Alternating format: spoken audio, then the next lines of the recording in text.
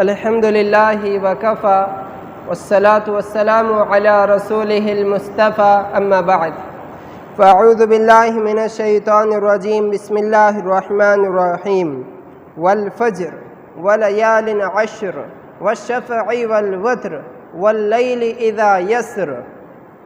وقال تعالى في موضع آخر قل إن صلاتي ونسكي ومحياي ومماتي لله رب العالمين صدق الله العظيم. وقال النبي صلى الله عليه وسلم من وجد ساعة لأن يزاحي فلم يزاحي فلا يقربن مصلانا أو كما قال عليه الصلاة والسلام. اللهم صل على سيدنا محمد وعلى آل سيدنا محمد وبارك وسلم. اللهم صل على سيدنا محمد وعلى آل سيدنا محمد وبارك وسلم. اللهم صل على سيدنا محمد وعلى آل سيدنا محمد وبارک وسلم. الحمدللہ، جیسے کہ ہم سب جانتے ہیں ذی الحجہ کی آج پہلی تاریخ ہے. ذی الحجہ کی آج پہلی تاریخ ہے، جولائی کی آج پہلی تاریخ ہے. اب جو یہ دن شروع ہو رہے ہیں یعنی آج 1 ذی الحجہ ہے، یہاں سے لے کر 10 ذی الحجہ تک اللہ پاک کو ان دنوں کی اور راتوں کی عبادت بہت زیادہ پسند ہے. یہاں تک آتا ہے کہ حدیثوں میں جو ان 10 دنوں کے روزے رکھے گا، 1 دن کے روزے کے بدلے میں اللہ اسے 1 سال روزے رکھنے کا ثواب دیں گے. ذی الحجہ کے جو 9 روزے ہوتے ہیں، 10 ذی الحجہ کو تو عید کا دن ہوتا ہے، تو جو 9 روزے رکھے گا، آج کا پہلا دن ہے، کسی نے رکھا ہوگا کسی نے نہیں رکھا ہوگا. ہمت مردہ مدد خدا، کہ جس کو اللہ توفیق دے وہ رکھ بھی لیتے ہیں. تو یہ 9 روزے جو رکھے گا تو 1 روزے کے بدلے میں اللہ پاک اسے 1 سال نفل روزے رکھنے کا ثواب عطا فرمائے گا. اور جو ان راتوں میں عبادت کرے گا، تہجد پڑھ لیا، رات میں اللہ کے سامنے رویا دھویا، عبادت کی، قرآن کی تلاوت کر لی، تو راتوں میں جو عبادت کرے گا اللہ پاک اسے شب قدر میں عبادت کرنے کا ثواب دیں گے. سبحان اللہ. اب دیکھیے پورے رمضان المبارک میں جب 10 دن کا آخری اعتکاف ہوتا ہے تو اعتکاف بھی اس لیے کیا جاتا ہے تاکہ اس میں شب قدر نصیب ہو جائے. لیکن یہاں تو نبی علیہ السلام فرما رہے ہیں ذی الحجہ کی شروع کی 10 راتوں میں جو بھی عبادت کرے گا اللہ پاک ہر رات کے بدلے میں اسے شب قدر میں عبادت کرنے کا ثواب عطا کریں گے. سبحان اللہ. 1 رات تو چلی گئی اور 1 دن اب جانے کو ہے. اب 8 دن اور 8 راتیں باقی ہیں. ہم کوشش کریں اگر ہو سکے تو روزہ رکھیں، نفل ہو سکے تو روزانہ راتوں میں اللہ کے سامنے آہوازاری، اللہ کے سامنے عبادت کرنے کی کوشش کریں. اللہ نے قرآن میں قسم کھا کر کہا والفجر ولیال عشر، قسم ہے مجھے صبح کے وقت کی، والفجر ولیال عشر، اور قسم ہے مجھے 10 راتوں کی. تو بہت سارے مفسرین لکھتے ہیں 10 راتوں کی جو اللہ قسم کھا رہے ہیں وہ کون سی 10 راتیں ہیں؟ وہ یہ 10 راتیں ہیں. ذی الحجہ کی یہ 10 راتیں ہیں جن کی اللہ قرآن میں قسم کھا رہے ہیں کہ مجھے ذی الحجہ کے شروع کی 10 راتوں کی قسم ہے کہ راتیں بڑی مقدس ہے، بڑی محترم ہے، بڑی اللہ پاک کو پیاری راتیں ہیں جو 10 راتیں چڑھ رہی ہے. تو آج جو رات گزر چکی وہ پہلی رات تھی، تو ہم کوشش کریں ابھی 8 راتیں ہمارے پاس ہے، 8 دن ہمارے پاس ہے. ہو سکے تو روزہ رکھیں، ہو سکے تو روزانہ راتوں میں اللہ کی عبادت کرنے کی کوشش کریں. دیکھیے قربانی کے فضائل اور مسائل آپ حضرات کے سامنے بیان کیے جائیں گے انشاءاللہ. سب سے پہلے فضیلت دیکھیے قربانی کرنے کی. نبی علیہ السلام کے پاس صحابہ کرام آئے اور کہنے لگے ما هذه الاضاحی یا رسول اللہ؟ قال سنت ابیکم ابراہیم. قالوا ما لنا فيها یا رسول اللہ؟ قال اما ان لك بكل اول قطرة تقطر من دمیہا مغفرۃ لکل ذنب۔ ایک بات نبی علیہ السلام نے یہ فرمائی، صحابہ کرام نے عرض کیا اے اللہ کے رسول قربانی کیا ہے؟ یہ جانور جو ذبح کیا جاتا ہے کیوں ذبح کیا جاتا ہے؟ تو نبی علیہ السلام نے فرمایا یہ تمہارے ابا حضرت ابراہیم علیہ السلام کی کیا ہے؟ سنت ہے۔ جو حضرات پچھلے جمعہ میں تھے ہوں گے انہیں تفصیلاً ان کے سامنے بات آ چکی تھی کہ ایک باپ اپنے بیٹے کو کیا کر رہا تھا؟ ذبح کر رہا تھا۔ اللہ پاک نے جنت سے ایک دمبا بھیجا تھا اور اس کو ذبح کروا دیا تھا۔ تو نبی علیہ السلام نے فرمایا تمہارے ابا ابراہیم علیہ السلام کی سنت ہے قربانی کرنا۔ تو صحابہ نے عرض کیا ما لنا فیہا یا رسول اللہ، اے اللہ کے رسول ٹھیک ہے ہم قربانی کریں گے تو ہمیں اس میں کیا ملے گا؟ بدلہ کیا ملے گا؟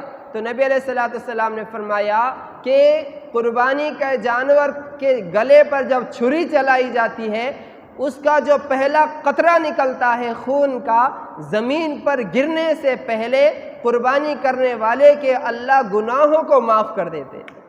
ابھی خون کا قطرہ زمین پر نہیں گرا، اس سے پہلے اللہ پاک قربانی کرنے والے کے گناہوں کو معاف کر دیتے۔ اب کیا چاہیے ہمیں؟ 2-3 ہزار میں کیا ہو رہے ہیں؟ گناہ معاف ہو رہے ہیں نا، حصہ لگا دیے تو گناہ معاف ہو رہے ہیں۔ پہلا قطرہ زمین پر گرنے سے پہلے اللہ گناہوں کو معاف کر رہا ہے۔ اور پھر نبی علیہ السلام نے فرمایا بِكُلِّ شَعْرَةٍ مِّنَ الصُّوفِ حَسَنَةٌ کہ قربانی کا جانور ہے، بڑا ہو چھوٹا ہو مدوا ہو، اونٹ وغیرہ ہے، بڑے جانور ہے، بکرا بکری ہے، ان کی عمر بھی بتائیں گے انشاءاللہ کتنی ہونا چاہیے۔ تو ان میں سے جو بھی جانور ہو ان کے جسم پر جتنے بال ہوں گے اللہ پاک قربانی کرنے والے کو اتنی نیکیاں عطا کریں گے۔ اب اپن روزانہ داڑھی پر ہاتھ پھیرتے، اپنے کو معلوم نہیں اپنے داڑھی پہ کتنے بال ہیں، لیکن جانور کے جسم پر جتنے بال ہوں گے اللہ اتنی نیکیاں عطا کرے گا قربانی کرنے والے۔ اور کہا گیا کہ جو جانور قربانی کا لے گا اس کے کھر، اس کی ہڈیاں، اس کے سینگ، اس کی کھال، اس کا خون، سب کے سب قیامت کے دن جو قربانی دے گا اس کے نام اعمال میں جہاں نیکیاں ہوگی وہاں پر اس کو بھی رکھ دیا جائے گا۔ سبحان اللہ۔ یہاں تک کہ وہ جو جانور قربانی کے لیے طے کیا گیا کہ یہ فلاں جانور میں قربانی کے لیے رکھ رہا ہوں یا اس میں میرا حصہ ہے، اس وقت سے وہ جانور جتنا بھی پیشاب یا پیخانہ کرے گا وہ پیشاب اور پاخانے کو اللہ پاک مشک کی شکل میں نیک اعمال کے ترازو میں رکھ دیں گے انشاءاللہ۔ اب اور ہمیں کیا چاہیے پھر؟ وہاں تو ایک نیکی کے لیے انسان کیا ہوگا؟ پریشان ہوگا، پریشان۔ یوم یفر المرء من اخی و امہ و ابی و صاحبتہ و بنی، ماں کے پاس، باپ کے پاس، بھائی کے پاس، بیوی کے پاس، رشتہ داروں کے پاس ایک نیکی کے لیے ڈھونڈے گا، تلاش کرے گا، لیکن کوئی ایک نیکی نہیں دے گا۔ لیکن یہاں پر جانور کا پیشاب اور پاخانہ بھی اللہ نیکیوں میں لکھ دے رہے ہیں، نیکیوں کے ترازو میں رکھ دے رہے ہیں، اس کے بال نیکیوں میں لکھے جا رہے ہیں، اس کا خون نیکیوں میں لکھا جا رہا ہے، اس کی ہر چیز جو جانور قربانی کے لیے طے کیا گیا ہے اس کی ہر چیز اللہ پاک قربانی کرنے والے کے ثواب میں اور نیکیوں میں لکھ دیتے ہیں۔ کیا ہونا ہمیں اور اس سے بڑھ کر اور کیا چاہیے ہمیں؟ اس لیے جس کو اللہ پاک نے صاحب نصاب بنایا ہے، صاحب مال بنایا ہے، اسے چاہیے کہ قربانی دے، قربانی میں حصہ لگائے۔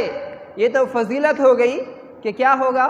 اللہ گناہوں کو، پہلے خون کا قطرہ جو گر رہا ہے اس سے پہلے گناہوں کی مغفرت، اس کے جسم پر جتنے بال ہیں اتنی نیکیاں مل رہی ہے، اس کا جتنا گوشت ہے، جتنے اس کی کھال ہے، جو ناخون ہے، جو جانور کی اتنے سب کیا مل رہے ہیں؟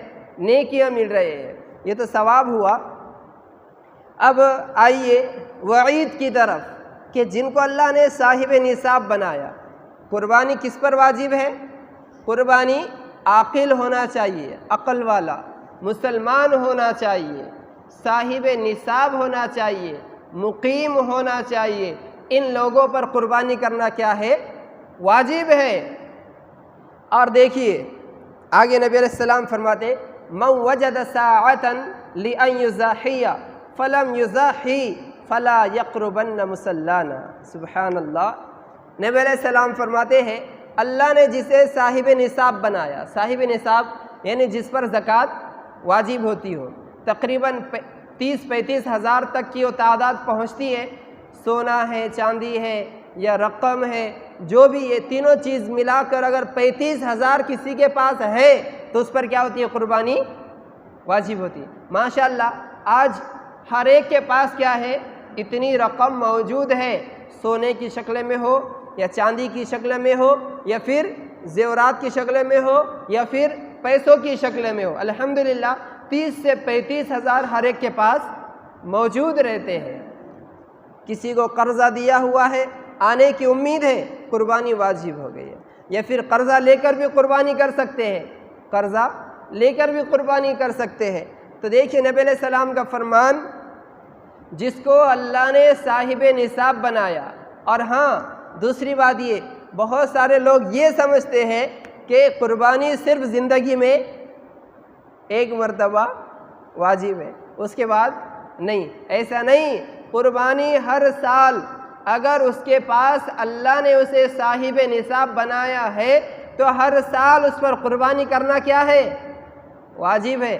آج اس سال میرے طرف سے، اگلے سال ابا کی طرف سے، اس کے اگلے سال دادا کی طرف سے، اس کے ایک سال بعد فلاں کی طرف سے، اس کے ایک سال بعد فلاں کی طرف سے، ایسا نہیں، بلکہ ہر سال جس کو اللہ نے صاحب نصاب بنایا اس پہ قربانی کرنا واجب ہے۔ ٹھیک ہے، گھر میں 2-3 لوگ ہیں جو صاحب نصاب ہے تو سب پر قربانی کرنا کیا ہوگی؟ واجب ہوگی۔ تو نبی علیہ السلام کا فرمان، جس کو اللہ نے صاحب نصاب بنایا، یعنی 30-35 ہزار پیسہ ہے، سونا ہے یا چاندی ہے، تینوں ملا کے ہے، اتنا اس کے پاس ہے، پھر بھی وہ قربانی نہیں دیتا تو نبی علیہ السلام نے فرمایا فلم یضاحی فلا یحضرنا فلا یقربن مصلانا۔ نبی علیہ السلام نے فرمایا وہ ہماری عید کے دن عیدگاہ آنے کی کوشش نہ کرے۔ دیکھو اللہ اکبر، جب کوئی کسی سے ناراض ہوتا ہے تو اس سے بات بند کر دیتا ہے، اور زیادہ ناراض ہوتا ہے تو اس کو اپنے گھر، خبردار اگر میرے گھر آیا تو، خبردار اگر میرے گھر آیا تو نبی علیہ السلام فرما رہے اللہ نے تجھے دیا اور تو قربانی نہیں کرتا تو تجھے عید کی نماز پڑھنے کے لیے آنے کی کوشش کرنا بھی درست نہیں ہے، تجھے عیدگاہ آنے کی ضرورت ہی نہیں ہے، تجھے اللہ نے مال دیا اور تو قربانی نہیں کر رہا ہے۔ یہاں تو ایک باپ اپنے بیٹے کو قربان کر رہا تھا اور تجھے قربانی میں حصہ لگانے میں شرم آ رہی ہے، کنجوسی کر رہا ہے، مکھی چوس تو بن رہا ہے، تو ایسے شخص کو عیدگاہ آنے کی کوئی کوشش ہی نہیں کرنا چاہیے۔ تو یہ کیا ہے؟ وعید ہے یہ نبی علیہ السلام کی طرف سے۔ اس لیے قربانی کرنے والوں کے لیے فضائل ہے اور نہیں کرنے والوں کے لیے وعیدیں ہے کہ قربانی کی جائے، کریں گے انشاءاللہ۔ ہر ایک ماشاءاللہ صاحب استطاعت ہے، صاحب نصاب ہے ماشاءاللہ۔ ہر کوئی گھر میں اگر 3 فرد ہے تو تینوں بھی کر لے تو کوئی بڑی مشکل بات نہیں ہے، اس لیے ہم قربانی کرنے کی کوشش کریں انشاءاللہ۔ سوچے اگر وہی سنت اگر چلتی آتی کہ ایک باپ اپنے بیٹے کو ذبح کرتا تو ہم کیا کرتے آج پھر، ہے نا؟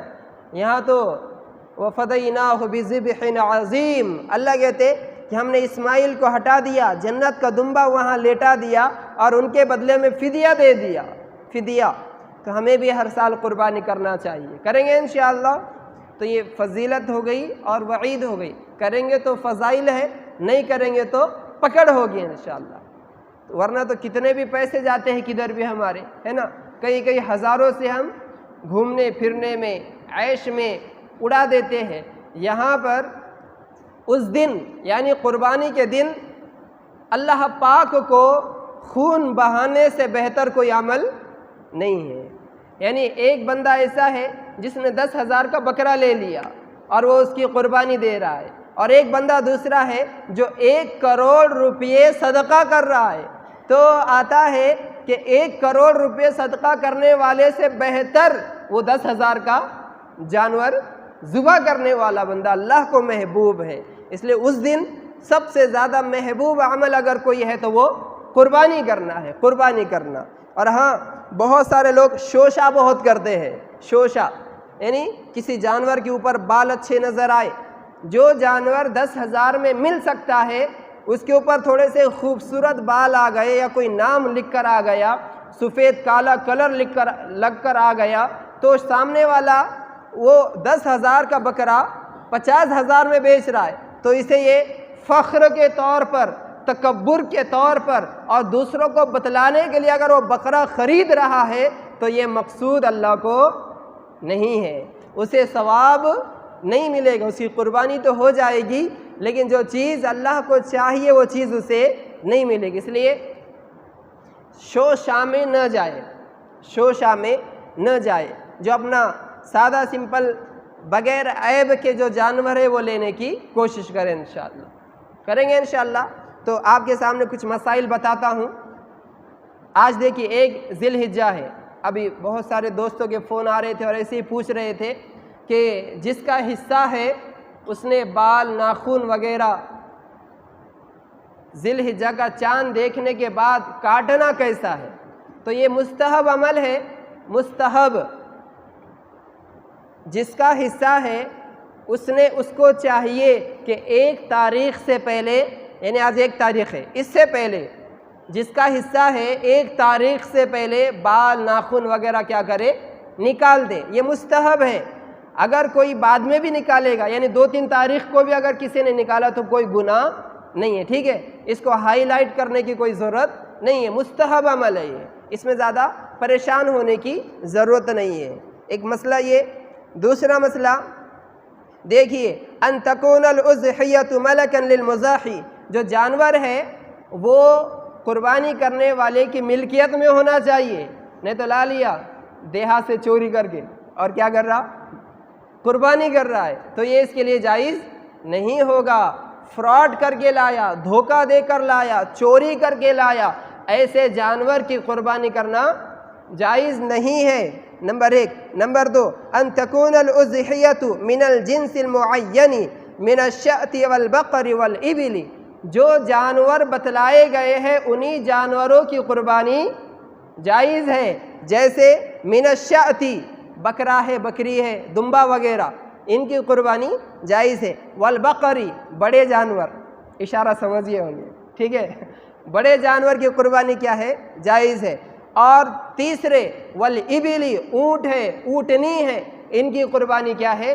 جائز ہے۔ یہ 3 قسم کے جانور، 3 نسل کے جو جانور ہیں ان کی قربانی جائز ہے۔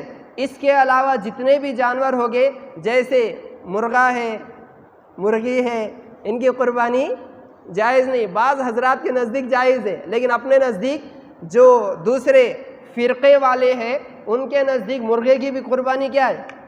جائز ہے، لیکن حدیث میں نہیں آیا ہے۔ اس لیے 3 قسم کے جو جانور ہیں، اونٹ، اونٹنی وغیرہ، اور بڑے جانور بیل وغیرہ یہ، اور تیسرے بکرا بکری، یہ ان کی قربانی جائز ہے، ٹھیک ہے نا؟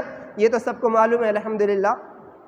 تیسرا مسئلہ، ان تکون الاضحیۃ تبلغ السن المعتبر شرعا، کہ جانوروں کی عمر کتنی ہونا چاہیے؟ تو دیکھیے سیریل لائن سے، بکرا بکری جو ہے ان کی عمر کم سے کم 1 سال کی ہونا ضروری ہے۔ بکرا ہے یا بکری ہے، ان کی عمر کم سے کم 1 سال ہونا ضروری ہے۔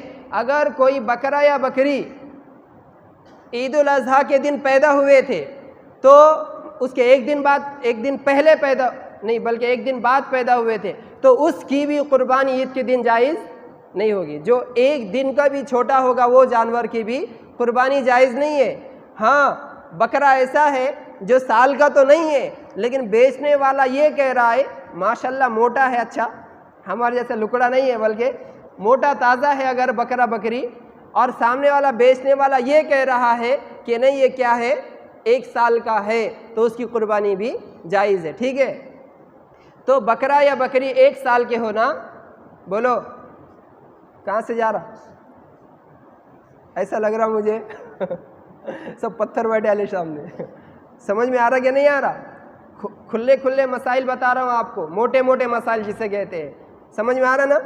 تو نمبر 1، جو جانور ہے اس کا مالک ہونا ضروری ہے. قربانی کرنے والے نے اس کا مالک ہونا ضرور، نہیں تو کہیں سے تو بھی پکڑ کے لایا اور ذبح کر رہا ہے تو یہ جائز نہیں ہوگا. دوسرا، کون سے جانور جائز ہے؟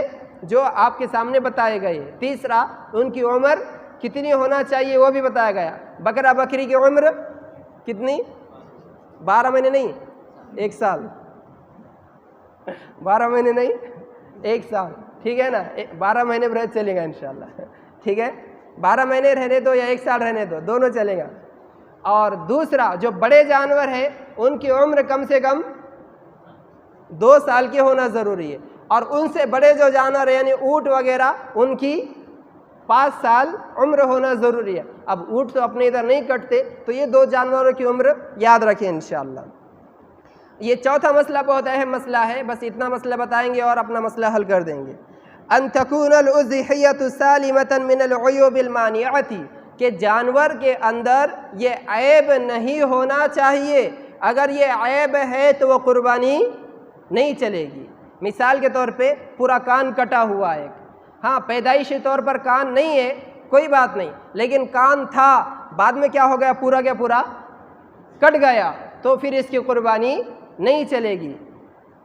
المریضہ، ایسا بیمار جانور ہے کہ اسے اٹھائے اور مقتل یعنی جہاں پر ذبح کیا جاتا ہے وہاں تک لے کر جا رہے تو وہ نہیں چل پا رہا، تو ایسے جانور کی قربانی درست نہیں ہے. ایک دم مریضہ، بہت بیمار، ایسے جانور کی قربانی جائز نہیں ہے. العرجاء، لنگڑا، ایسا لنگڑا کہ جس کا لنگڑا پن ظاہر ہو، یعنی ٹیڑھا ٹیڑھا چلتا ہو بہت زیادہ، سب کو سمجھ میں آ جاتا ہو کہ یہ جانور کیا ہے؟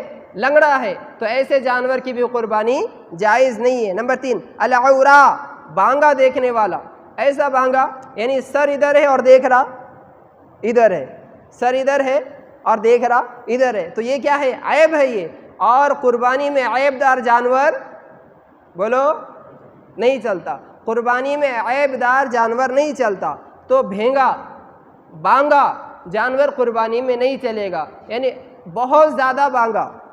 نمبر 4، الکثیرہ،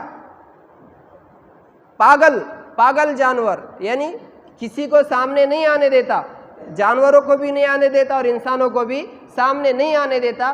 ایسا پاگل جانور بھی قربانی کے لیے نہیں چلے گا. تو یہ چند موٹے موٹے مسائل ہیں. اس کے علاوہ بھی بہت سارے مسائل ہیں، لیکن قلت وقت کی وجہ سے موٹے موٹے مسائل آپ کے سامنے بتائے گئے ہیں. لہٰذا ان مسائل کو یاد رکھے اور جانور خریدے. ان تمام چیزوں کو یاد رکھے جو مسائل آپ کے سامنے بتائے گئے، اور بعد میں بھی کسی کو کچھ پوچھنا ہے تو وہ پوچھ سکتے ہیں انشاءاللہ. مکمل دانت کسی کے گرے ہوئے تو ایسا جانور بھی نہیں چلے گا. مکمل دانت گر گئے، اندھا ہے وہ بھی نہیں چلے گا، کان کٹے ہوئے وہ بھی نہیں چلے گا، لنگڑا ہے وہ بھی نہیں چلے گا. تھوڑا بہت عیب جیسے کہیں پر سوراخ ہے، کھیلا وغیرہ لگا ہوا ہے، تو ایسا کچھ مسئلہ نہیں ہے. لیکن جو آپ کے سامنے عیب بتلائے گئے ہیں، اگر ایسے عیب ہے تو وہ عیب دار جانور نہیں چلے گا. کریں گے سب ان تمام چیزوں کی رعایت انشاءاللہ. تو 2-3 چیزیں آپ کے سامنے بتائی گئی ہے.